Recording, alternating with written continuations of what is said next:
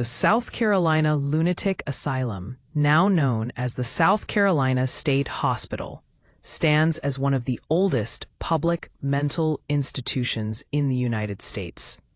Built in Columbia, South Carolina during the early 19th century, the asylum was originally established with noble intentions: to provide humane care for the mentally ill at a time when such compassion was rare.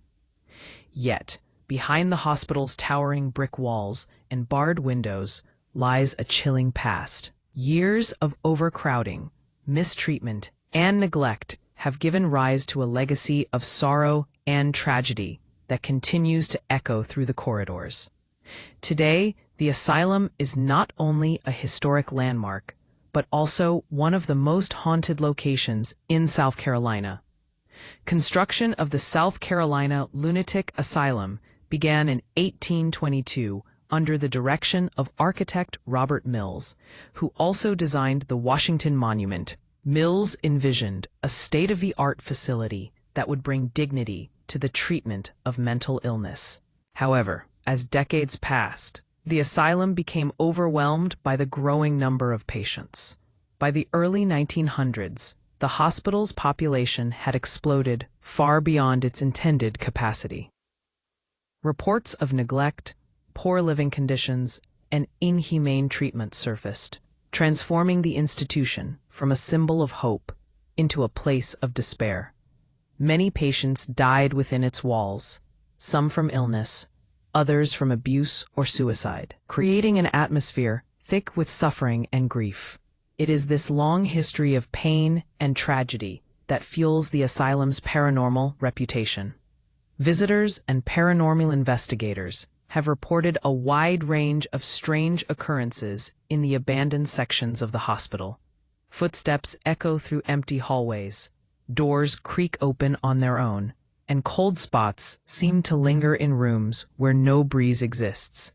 Some claim to have heard faint cries and whispers, as if the tormented souls of former patients are still seeking peace. Shadows have been seen darting across walls, and glowing orbs have appeared in photographs taken inside the decaying wards. These haunting phenomena have made the asylum a focal point for those fascinated by the supernatural. One of the most frequently mentioned ghostly presences is that of a female patient who reportedly died under mysterious circumstances in the early 1900s. Witnesses claim to see her apparition wandering the old female ward, her hospital gown tattered and her face pale, silently drifting through the corridors. Others have described the spirit of a former doctor, still making his rounds, heard pacing near what used to be the medical wing, his footsteps followed by the faint metallic clang of surgical instruments. Some even say that the screams of patients can be heard faintly at night, a reminder of the institution's dark past. Over the years, the South Carolina Lunatic Asylum has drawn the attention of ghost tours and paranormal television shows, each hoping to document its haunted energy. Investigators using modern equipment, such as EMF detectors, spirit boxes, and thermal cameras, have captured unexplained voices, sudden temperature drops, and mysterious electromagnetic readings.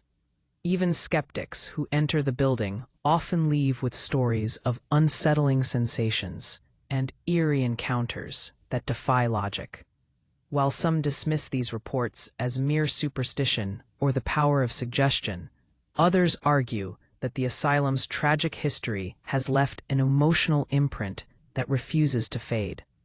The institution housed thousands of patients over its long operation, many of whom endured loneliness, fear, and suffering.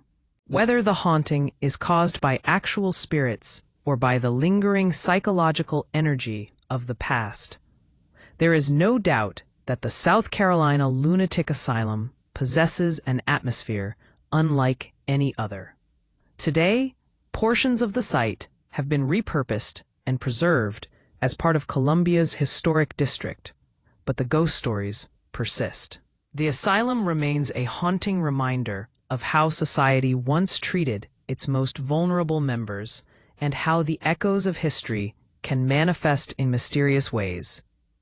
Visitors continue to walk its grounds with a mix of fascination and dread, drawn by the eerie blend of history and legend that surrounds it.